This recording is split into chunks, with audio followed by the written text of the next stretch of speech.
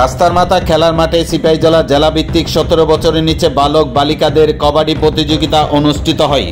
শুক্রবার দুপুর 2:30 উক্ত খেলার শুভ সূচনা করেন জেলা শিক্ষা আধিকারিক মলয় ভূমিক সহ উপস্থিত অন্যান্য আধিকারিকরা।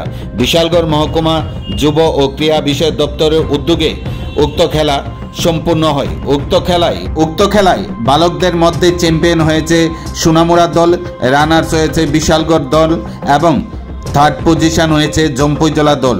বালিকাদের মধ্যে চ্যাম্পিয়ন হয়েছে সোনামুড়া দল, রানার্স হয়েছে জম্পুইজলা দল, থার্ড হয়েছে বিশালগড় দল।